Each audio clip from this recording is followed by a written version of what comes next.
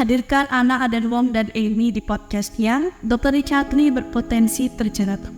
Hello everyone, welcome back to Media Project. Kali ini kita akan membahas kembali kasus yang sebelumnya sudah sering kita bahas. Kalian pasti masih ingat dengan kasus Isya Erni yang katanya itu merebut suami Ibu Amy, WNA asal Korea Selatan. Dan sekarang Ibu Amy ini sedang memperjuangkan hak anak-anaknya untuk kembali ke tangannya, guys. Nah, dari kasus itu sempat merembet kemana-mana sampai melibatkan beberapa banyak pihak. Jadi, salah satu kasusnya itu merembet ke pihak Deddy Sumargo dan juga Dr. Richard Lee. Sempat mereka sama-sama membuat podcast yang dimana Deddy Sumargo ini mendatangkan Ibu Amy untuk mengklarifikasi, dan Dr. Richard Lee ini mendatangkan Adenwong alias suaminya Bu Amy untuk mengklarifikasi juga sekaligus anak-anaknya. Nah, hal itu sempat menjadi perkotaran. Jadi Deddy Sumargo bilang kalau sangat disayangkan sekali Dr. Richard Lee ini menghadirkan anak yang masih di bawah umur di podcastnya. Nah, setelah itu Dr. Richard Lee ini langsung mendapatkan kritikan dari warganet, guys. Jadi banyak banget proposal terkait ini dan bilang kalau dari hal ini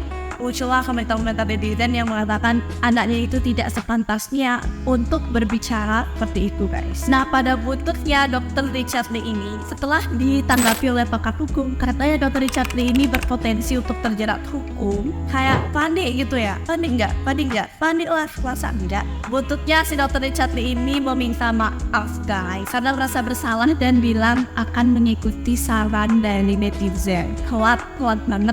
Pas sudah dibilang berpotensi terjerat hukum, baru minta maaf. Nah, gimana sih pembahasan lebih lengkapnya? Jadi guys, dilansir dari tribunnews.com, sebelumnya Richard Lee sempat menghadirkan anak dari Amy dan Aden di podcastnya untuk klarifikasi permasalahan rumah tangga orang tuanya. Sementara Richard Lee sendiri kini justru berpotensi terjerat hukum karena telah menghadirkan anak dari Amy dan Aden. Hal itu diungkapkan oleh pakar hukum Alvin Lim dikutip dari YouTube Cumi-Cumi Rabu 20 Maret 2024. Mohon maaf, orang seperti Richard Lee pun kalau memang diproses itu bakal kena hukum, ucap Alvin Lim. Alvin menjelaskan bahwa anak tersebut tak boleh dihadirkan lantaran usianya masih di bawah umur. Jika anak tersebut memang harus dihadirkan, Alvin menyebut perlu ada pendampingan dari orang tuanya. Itu nggak boleh, anak di bawah umur itu dimasukin untuk bicara di depan mic seperti itu tuh tidak pada tempatnya. Minimal harus ada pendampingnya, ada orang tuanya di sampingnya sebenarnya. Adapun pendampingan tersebut agar sang anak tetap mendapatkan perlindungan. Menurut Alvin, anak Amy menceritakan masalah keluarganya ke publik akan mempengaruhi psikis sang anak. Maka dari itu, jika permasalahan tersebut diproses akan bisa terjerat hukum.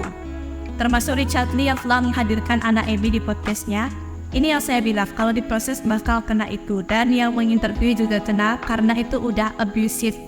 Nggak boleh ucapnya. Untuk hadirkan anak Amy, BMJ, dan Adenwong di podcast, si Richard Lee sampaikan permintaan maafnya. Kalau itu nggak berkenan, aku yang minta maaf. Baik dengan siapapun, aku minta maaf, ucap Richard Lee dikutip dari YouTube Intense Investigasi Minggu 17 Maret 2024. Namun Richard Lee meminta masyarakat untuk tak menggiring ke arah negatif untuk dirinya menghadirkan anak ini ke publik untuk klarifikasi. Tapi jangan dispekulasikan macam-macam, itu aja sih.